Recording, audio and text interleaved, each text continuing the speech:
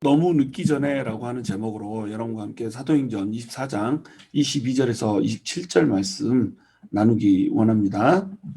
사도 바울이 가이사랴에 있는 로마 총독 벨릭스 앞에서 재판을 받는 장면이 지난주에 그려지고 있었습니다. 벨릭스가 사도 바울이 무죄라고 하는 것을 분명히 알았음에도 불구하고 재판을 연기를 시켜버려요. 22절에 보시면 벨릭스가 이 도에 관한 것을 더 자세히 아는 고로 연기하여 이르되 천부장 루시아가 내려오거든 너희를 처결하리라 하고, 대제사장 아나니아가 공회 장로들과 함께 올라와서 사도 바울을 이제 고발을 하죠.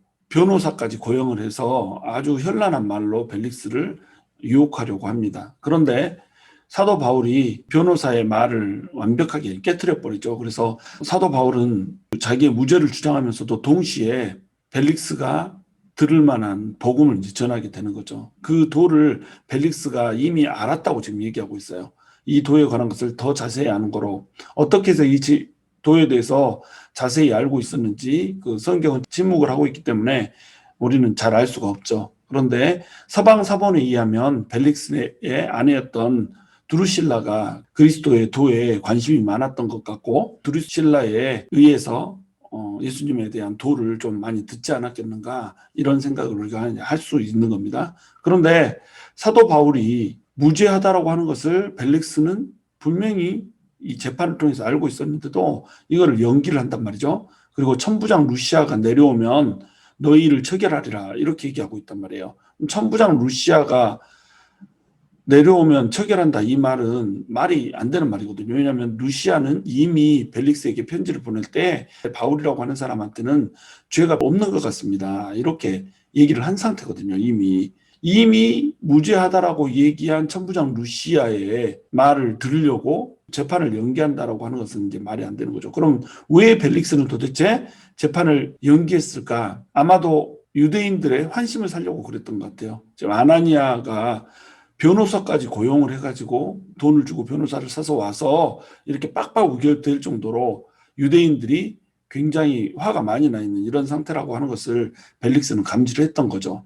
그럼 벨릭스가 유대인들의 눈치를 봐야 되는가? 눈치를 봐야 되는 입장이에요. 왜 그러냐면 식민지 민족들이 소란을 일으키거나 문제가 너무나도 많아서 이것을 항소를 하거나 막 이렇게 되면 골치 아파지거든요. 그래서 귀찮아지는 것을 싫어했던 겁니다.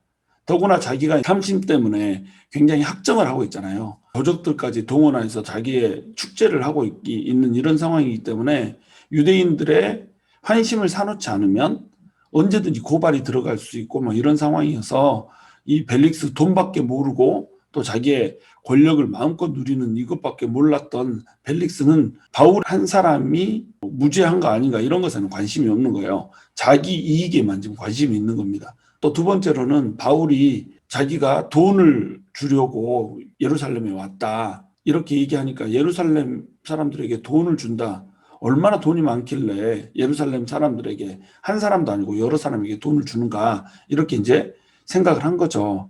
아시아에 있는 교회들, 고린도, 베레아, 빌립보 이런 교회들을 돌면서 모금한 헌금인데 이것을 벨릭스는 알 턱이 없죠. 그래서 사도 바울이 돈이 많아서 이걸 가지고 와서 예루살렘에 주는 이런 사람인 것처럼 착각을 한 겁니다. 그래서 돈을 받아먹기 위해서 재판을 연기를 하고 있는 이런 것을 볼 수가 있는 거죠. 23절에 보시면 백부장에게 명하여 바울을 지키되 자유를 주고 그의 친구들이 그를 돌보아 주는 것을 금하지 말라 하니라. 백부장한테 바울을 지키되 자유를 주고 또 친구들이 찾아와서 돌보는 것을 금하지 말라라고 얘기하고 있어요. 이 말은 벨릭스도 역시 사도 바울이 죄가 있다라고 하는 것을 전혀 발견하지 못한 거예요. 그러면 죄가 없으면 풀어주면 될 것 아니에요. 근데 풀어주지 않고 가둬 놓고 대신 자유롭게 해주는 거죠. 그 전에 구금됐던 상태보다는 훨씬 더 많은 자유를 주고 또 면회도 자유롭게 할 수 있고 사람들이 찾아와서 자유롭게 돌볼 수 있는 거, 이런 것도 금지하지 않게 이렇게 도와준 거죠. 그래서 가이사랴에 있었던 빌립 집사나 또는 함께 동행했던 사람들이나 이런 사람들이 와서 면회를 하고 자주 도와주는 이런 모습을 우리가 볼 수가 있는 겁니다. 사도 바울 입장에서는 답답할 수 있죠. 감옥에 갇혀 있는 이런 상황. 그런데 사도 바울은 이 상황을 아주 부정적으로 받아들이지 않았던 것 같아요. 예루살렘에 와가지고 예루살렘에서 꿈꿨던 그의 계획들, 이 계획들이 전부 다 무너졌죠. 사실은 사도 바울은 이방 교회와 예루살렘 교회가 하나라고 하는 것을 보여주기 위해서 이방인들을 데리고 왔잖아요. 이방인 성도들을 그 헌금과 함께 데리고 왔단 말이에요. 그래서 헌금을 전해주면서 우리 교회는 전부 하나다라고 하는 것을 얘기를 하고 싶었죠. 그런데 사도 바울이 이렇게 잡혀가서 재판을 당하고 죽을 뻔한 위기를 넘기고 이러는데 예루살렘 교회 성도들이 사도 바울을 위해서 뭔가 액션을 취하는 내용이 하나도 등장을 하지 않는 거예요. 사도 바울 입장에서는 좀 배신감이 들지 않겠어요? 또한 사도 바울이 이렇게 복음을 전하고 죽을 뻔한 위기를 넘기면서도 하나님을 위해서 이렇게 일을 하면 하나님께서 보호해 주시고 딱 풀어주시기도 하시고 막 이래야 될 것 같은데 그렇지 않는단 말이죠. 보통 사람 같으면 어떻겠어요? 배신감, 실망감, 하나님에 대한 의심과 회의 이런 것이 들어서 복음이고 뭐고 다 때려치고 그냥 쉬고 싶지 않겠어요? 그런데 바울은 그렇지 않았다는 겁니다. 이것이 이제 바울의 영성이죠. 예루살렘 성도들이 지켜주려고 액션을 취하건 말건 자기가 구금이 되건 말건 풀려나지 않고 2년 동안 그곳에 묶여있건 말건 이거 따위는 전혀 개의치를 않는 거예요. 왜냐하면 자기의 목숨을 걸어놓고 하나님의 복음을 위하여서 일하겠다고 이미 결단을 했기 때문에 복음을 전하다가 죽는 것 이것을 하나님의 영광으로 삼겠다라고 얘기했기 때문에 감옥에 갇혀 있는 것은 그냥 쉬는 것일 뿐입니다. 사도 바울에게는 감옥에 있는 시간이 오히려 재충전의 시간인 거예요. 구금돼 있으니까 갇혀 있으니까 힘들 것 같지만 밖에서 나와서 복음을 전하고 돌아다니는 것이 오히려 바울에게는 힘든 일인 거죠. 바울은 사실은 감옥에 있는 이 기간 동안에 자기의 과거들을 돌아보고 자기의 미래를 계획하는 이런 시간들을 가질 수 있었던 겁니다. 24절에 보시면 수일 후에 벨릭스가 그 안에 유대 여자 두루실라와 함께 와서 바울을 불러 그리스도 예수 믿는 도를 듣거늘 이렇게 나와 있죠. 유대 여자 두루실라라고 하는 사람이 등장을 하고 있습니다. 이 두루실라는 헤롯 왕의 딸인 겁니다. 공주죠, 말하자면. 그런데 지금 총독인 벨릭스와 결혼해 있는 이런 상태인 거예요. 간단하게 헤롯 왕가를 조금 소개를 하자면 헤롯 대왕이 있어요. 이 헤롯 대왕이 미람네 1세를 통해서 아리스토블루스라고 하는 사람을 낳아요. 근데 헤롯 대왕이 자기 왕권에 위배가 되니까 아리스토블루스를 죽여버려요. 그때 아그리파 1세가 7살 때입니다. 그리고 아그리파 1세가 자식들을 낳는데 이 자식들이 아그리파 2세 버니게와 드루실라가 나오는 겁니다. 버니게는 나중에 디도 장군의 첩이 돼요. 디도 장군은 예루살렘을 멸망을 시켰던 디도 장군이죠. 로마의 장군의 첩이 되는 게 버니게고 드루실라라고 하는 사람은 벨릭스의 지금 아내로 등장을 하고 있는 겁니다. 드루실라라고 하는 사람도 사실은 벨릭스의 첫 번째 아내가 아니죠. 세 번째 아내죠. 드루실라도 첫 번째 결혼이 아니고 결혼해서 살고 있다가 벨릭스 총독이 좀 더 파워가 있기 때문에 벨릭스 총독에게로 넘어온 이런 케이스인 겁니다. 그러니까 이 집안 자체가 권력과 힘에 완전히 사로잡힌 이런 집안인 거예요. 두루실라를 좀 더 자세히 보면 벨릭스의 아내로 등장을 하고 있지만 원래는 코마겐의 왕자 에피파네스와 약혼을 한 사이예요. 그런데 이 에피파네스가 할례를 거부했죠. 두루실라는 절반짜리 유대인이기 때문에 할례라고 하는 것을 굉장히 중요시 여겼어요. 왜 그러냐면 할례를 받았는가 안 받았는가 이것이 유대인들을 통치하는 데 도움이 됐기 때문에 그래요. 아버지가 왕인데 공주를 할례받지 못한 사람에게 시집을 보냈다. 이러면 유대인들을 다스리는데 막대한 지장이 있겠잖아요. 할례 받지 못한 사람과 결혼한 사람을 공주로 두고 있는 헤롯 왕을 우리는 섬길 수 없다. 막 이런 식으로 나올 거 아니에요. 그러니까 할례를 받기를 원했던 겁니다. 유대교로 개종을 하기를 원한 거죠. 그런데 코마겐의 왕자가 할례를 못 받겠다 이렇게 한 거죠. 그러니까 에메사의 왕 아지주스와 결혼을 합니다. 이 아지주스는 할례를 수락을 했죠. 그때가 이제 드루실라 나이가 고작 15살입니다. 15살짜리가 할례를 수락한 아지주스와 결혼해서 살고 있는데 벨리스 총독이 우연히 이 드루실라라고 하는 여자를 본 거예요. 너무너무 이쁜 거예요. 그래가지고 드루실라와 친한 마술사 한 명을 보내가지고 설득을 한 다음에 자기의 세 번째 아내로 맞아들이는 겁니다. 헤롯 왕이라고 하는 분봉왕 이 직분을 로마에서 주기 때문에 로마 총독과 사돈지간이 된다. 이거는 굉장히 중요한 일이었던 거죠. 그래서 벨릭스와 결혼을 하게 되는 겁니다. 이때는 할례를 뭐 벨릭스가 받을 필요가 없죠. 로마 총독인데 유대인들이 뭐 할례 받지 않았다고 트집 잡고 뭐 이런 거 다 의미가 없는 겁니다. 왜냐하면 유대인들이 뭐라고 하건 로마 총독의 와이프잖아요. 이만큼 이 가정은 그저 돈밖에 모르고 권력밖에 모르는 이 집안이 바로 헤롯 집안인 겁니다. 그리고 벨릭스 역시 탐욕에 쩔어 있는 이런 사람이죠. 돈밖에 모르고 권력밖에 모르고 여자가 이쁘면 남의 여자라도 기꺼이 데려오는 이런 사람. 그리고 노예의 근성을 가지고 왕권을 발휘했던 이런 사람이 바로 벨릭스라고 하는 사람인 겁니다. 벨릭스와 드루실라를 보면 예수 믿지 않는 사람들의 전형적인 모습을 볼 수가 있는 거예요. 그런데 이 드루실라가 그리스도에 특별한 관심을 가지고 있었던 것 같아요. 그래서 서방 사본들에 보면 이 드루실라가 벨릭스에게 쫄라서 바울에게 와가지고 그리스도의 도를 좀 더 듣고 싶어 했다, 이런 식으로 이제 기록이 되어 있거든요.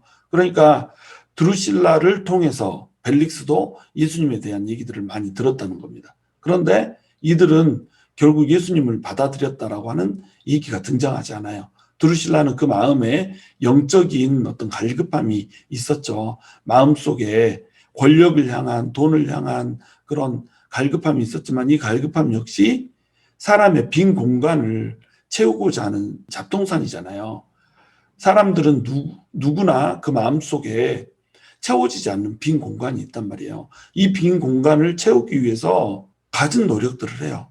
근데 이 빈 공간은 하나님이 만들어 놓은 공간이란 말이에요. 그래서 이 공간을 God-shaped space 또는 God-shaped vacuum 이렇게 불러요. 이 공간은 오로지 하나님을 통해서만 채워질 수 있단 말이에요. 예수님을 믿을 때만 채워지는 공간인데 이 공간을 다른 걸로 채우는 겁니다. 돈으로 채우고 권력으로 채우고 이쁜 여자로 채우고 힘 있는 남자랑 결혼하는 것으로 채우고 이렇게 해서 그 공간을 메꿔보려고 노력을 한단 말이죠. 그런데 그 공간은 하나님이 없이는 절대로 메꿔지지 않는다는 겁니다. 드루실라에게도 이 빈 공간이 크게 존재하고 있었던 거예요. 그래서 이 공간을 예수님께서 메꿔줄 수 있을까라고 하는 관심을 가지고 예수님의 도에 접근을 해서 알고자 하는 거죠. 그러나 그녀에게는 이미 가로막고 있는 장애물이 있는 거예요. 잡동사니가 채워져 있는 겁니다. 돈이며 권력이며 권력을 위해서 기꺼이 자기 남자를 버리는 이러한 일들, 잡동사니로 속이 채워져 있기 때문에 그 빈 공간이 하나님을 위해서 남겨져 있지 않은 거예요. 그러니까 그리스도에게 특별한 관심을 가졌음에도 불구하고 그리스도를 만날 수가 없었던 겁니다. 이들에게는 아그리빠라고 하는 아들이 있었는데 AD 70년에 화산 폭발로 인해서 아들이 이제 죽어버리죠. 인생에 아무리 힘있고 아무리 권력 있는 사람이라고 할지라도 슬픔의 시대가 오고 또 자기 힘으로 어떻게 할 수 없는 시대가 와요. 벨릭스의 아들이 화산 폭발로 죽는 것을 벨릭스가 막지를 못해요. 그리고 벨릭스는 58년에 소환되잖아요. 58년에 소환되고 나서 12년 후에 아들이 죽는단 말이에요. 그러니까 로마로 소환되는 것도 이 벨릭스는 막지를 못하고 또 아들이 죽는 것도 벨릭스가 막지를 못해요.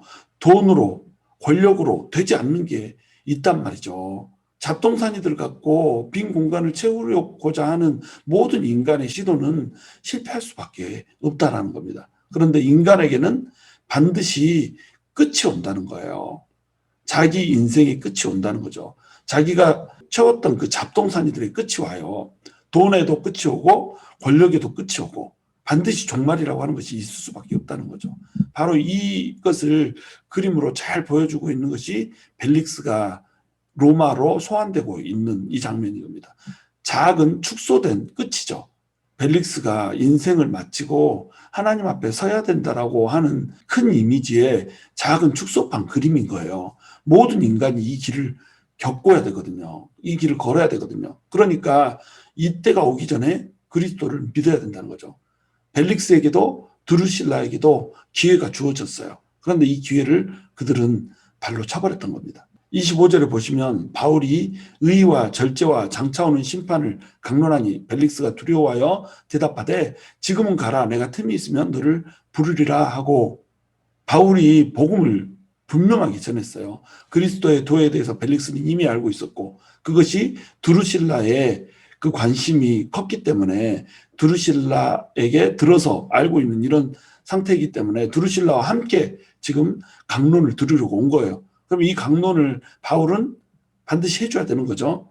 바울은 지금 묻지 않아도 말을 해줄 판인데 벨릭스와 두루실라가 자기 발로 찾아와서 예수님에 대해서 더 듣고 싶다 이렇게 얘기하니까 이제 설교를 하는 겁니다. 근데 이 설교를 해주는데 바울이 설교하는 걸 봐보세요. 의와 절제와 장차 오는 심판에 대해서 설교를 하고 있단 말이에요. 바울의 설교는 사람들에 따라서 대상에 따라서 항상 달라져요. 벨릭스는 어떤 사람이죠? 의롭지 않은 재판장인 거예요. 이 사람은 탐욕을 위해서 유대인들을 마음껏 도륙을 하고 또 도적들까지 이용을 하고 이런 식으로 일하고 있잖아요. 그 다음에 남의 아내인데 이 아내를 이쁘다는 이유 하나만으로 뺏어오잖아요. 자기가 원하는 것은 무엇이든지 하는 불의를 저지르는 이런 사람이 벨릭스란 말이죠. 바울이 맞춤형 설교를 하고 있는 겁니다. 의와 절제에 대해서 얘기를 하고 있는 거예요. 의롭지 않게 돈을 탐하지 말라는 거죠. 그리고 절제하라는 거죠. 정욕에 의해서 다른 여자를 데려오는 것은 범죄 행위다 이 얘기를 하고 있는 거예요. 두루실라한테도 똑같은 메시지인 거예요. 이게 불의를 행했잖아요. 권력을 위해서 자기 남편을 버리고 다른 남자한테 지금 와 있단 말이에요. 이 사람들은 의도 절제도 하지 않은 이런 사람들인 거죠. 이 사람들에 대해서 바울이 정확한 메시지를 전하고 있는 겁니다. 이게 메시지거든요. 근데 사람들은 이 메시지를 듣고 싶지 하지 않는단 말이에요. 두루실라가 그리스도의 도에 대해서 관심을 가졌던 이유는 자기의 빈속을 채우고자 하는 것이었을 거예요. 철저히 자기 중심이란 말이죠. 하나님을 통하여서 더 많은 복을 받는 것, 이것을 원했을 거란 말이죠. 그러니까 의와 절제에 대해서 전해지는 이 메시지를 받아들이지 못하는 거예요. 의롭게 살지 못하고 절제하지 못하면 곧 심판이 온다. 심판에 대해서 얘기를 하고 있단 말이에요. 이게 바울이 선포한 하나님의 메시지였습니다. 사람들은 메시지를 듣지 않아요. 메시지를 찾는 이유는 그 메시지로부터 자기 힘을 얻으려고 찾아요.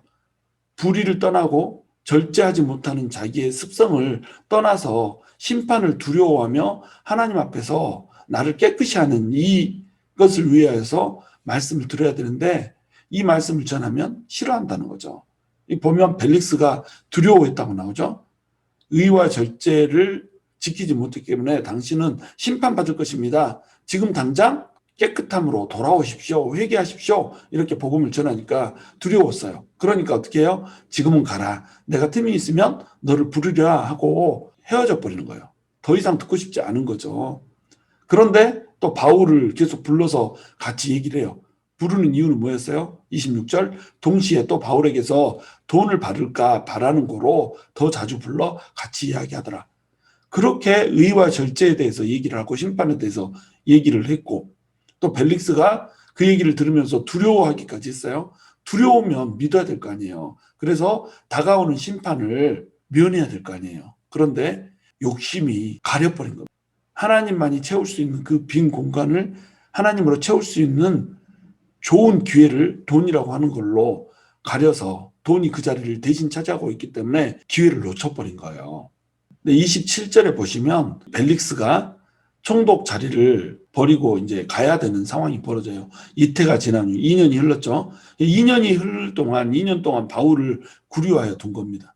이태가 지난 후 보르기오 베스토가 벨릭스의 소임을 이어받으니 벨릭스가 유대인의 마음을 얻고자 하여 바울을 구류하여 두니라.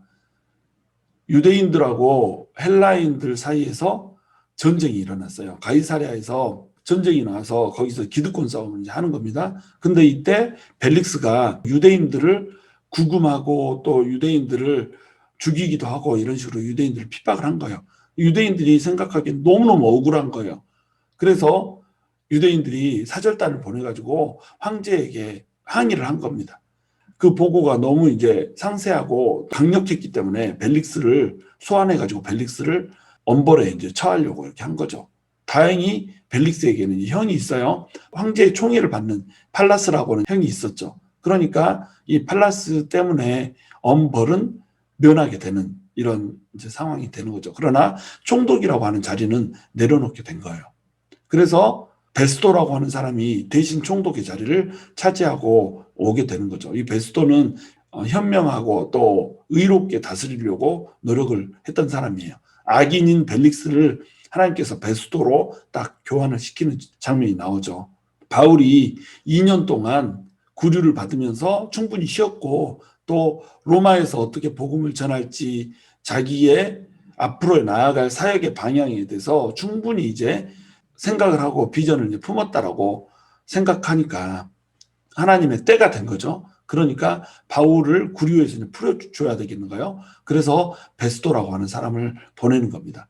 모든 것이 이제 하나님의 손에 달려 있는 거죠. 그 말은 뭐냐면 모든 사람에게 자기에게 정해진 시간이 있다는 거예요. 벨릭스도 총독으로서 일할 자신의 정해진 시간이 있다는 겁니다. 이 정해진 시간 동안에 바울이라고 하는 사람을 만났고 바울로부터 복음을 전해 들었단 말이에요. 그러면 벨릭스는 지금 다른 사람 듣지 못한 특별한 복음을 들었잖아요. 바울이 전해주는 직접 바울이 전해주는 성경의 13권이나 바울이 이렇게 썼는데 저자 직강을 지금 듣고 있잖아요. 그러면 믿고 돌이켜야 된단 말이죠. 근데 이것을 믿지 않고 2년 동안이나 바울을 구류를 해놨단 말이에요. 왜? 유대인을 마음을 얻고자 해서 자기 권력을 유지하려고 바울을 구류해놨단 말이죠. 그리고 바울로부터 돈을 혹시 뜯어낼 수 있지 않을까 이렇게 해서 돈과 권력을 유지하려고 바울을 구류를 해놓은 겁니다.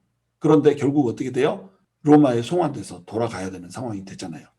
자기가 원했던 돈도 권력도 다 내려놓고 로마로 돌아가서 형 때문에 겨우 목숨을 부지하는 이런 상태에 처하게 된단 말이에요. 이때 벨릭스가 복음을 받아들였으면 어땠을까요? 의롭고 절제하면서 통치하는 이런 사람이 됐으면 어땠을까요? 하나님께서 벨릭스라고 하는 사람을 옮길 필요가 없죠. 계속해서 가이사랴 총독으로서 이곳에 있으면서 마음껏 정치를 할 수 있는 이런 상황으로 남아 있었겠죠. 그런데 그렇게 하지 못한단 말이에요. 모든 사람에게는 정해진 시간이 있습니다. 복음을 듣고 회개하고 돌이킬 시간이 있고 죽기 전에 복음을 받아들이고 하나님께로 돌이킬 그 정해진 시간이 있다는 거예요. 그 정해진 시간 동안에 돌이켜야 되는 겁니다. 우리도 마찬가지예요. 예수님을 믿었지만 예수님을 믿고 나서 우리에게 많은 일들이 생기잖아요. 우리가 많은 죄악도 저지르고 또 많은 일들을 맡아서 교회에서도 일을 하면서 보내요. 우리에게 시간이 정해져 있는 겁니다. 글로리 교회를 섬길 시간도 정해져 있고 글로리 교회에서 어떤 사역을 맡아서 그 사역을 한다면 그 사역을 맡은 시간도 정해져 있고 세상 가운데서 어떤 일을 한다면 그 일을 하고 있는 동안 맡아서 일하는 정해진 시간이 있다는 거예요. 이 정해진 시간 동안에 후회 없이 우리가 일할 수 있어야 된단 말이죠. 이 정해진 시간 동안에 하나님께서는 끊임없이 콜링을 하거든요. 돌이켜라. 나와 함께하자. 끊임없이 콜링을 하는 거예요. 지금 함께하고 있다면 하나님께서는 더 나은 곳, 더 좋은 비전이 있는 곳, 더 큰 비전이 있는 곳으로 하나님께서는 끊임없이 콜링을 하는 거죠. 정해진 시간 안에 이 콜링에 응하여서 하나님으로만 채워줄 수 있는 그 빈 공간을 우리가 하나님으로 채워낼 수 있어야 한단 말이에요. 우리 속에 있는 모든 잡동사니들을 다 버리고 하나님 한 분으로만 우리의 빈 공간을 채워낼 수 있어야 된다는 겁니다. 여러분 더 늦기 전에 혹시라도 죄악 가운데 있다면 회개하시기 바랍니다. 더 늦기 전에 여러분이 섬기고 있는 일이 있다고 한다면 더욱더 하나님께 열심을 내시기 바랍니다. 더 늦기 전에 여러분에게 더욱더 지경이 넓혀져야 되는 일이 있다고 한다면 지경을 넓히시기 바랍니다. 우리에게 시간이 별로 없어요. 우리는 이제 곧 얼마 안 있으면 손 털고 하나님 앞으로 돌아가야 돼요. 우리에게 정말 뭐 몇십 년 있으니까 많이 남은 것 같잖아요. 우리가 천수를 누리고 살아도 금방 후루룩 가요. 나이가 갈수록 이렇게 마일리지가 높아진다고 그러잖아요. 20대는 시속 20마일로, 30대는 시속 30마일로, 60대는 시속 60마일로, 80대가 되면 시속 80마일로 달린다고 그러잖아요. 그렇게 해서 하나님 앞에 우리가 간단 말이에요. 점점 가는 속도가 빠르게 느껴져요. 우리가 평생 살 것 같지만 얼마 남지 않은 인생입니다. 그리고 이곳에도 평생 있을 것 같지만 정해진 시간이 우리에게 있다는 거예요. 우리 인생이 어떻게 될지 몰라요. 오늘 하루를 최선을 다해서 살면서 정말로 하나님과 동행이 되고 하나님의 마음을 얻어내는 이런 사람이 될 수 있었으면 좋겠어요. 저와 여러분이 더 늦기 전에 하나님께 더 가까이 나가고 하나님과 함께 손잡고 하나님 나라를 이루어 나가고 하나님의 영광을 드러내는 삶을 살 수 있게 되기를 주님의 이름으로 축원합니다.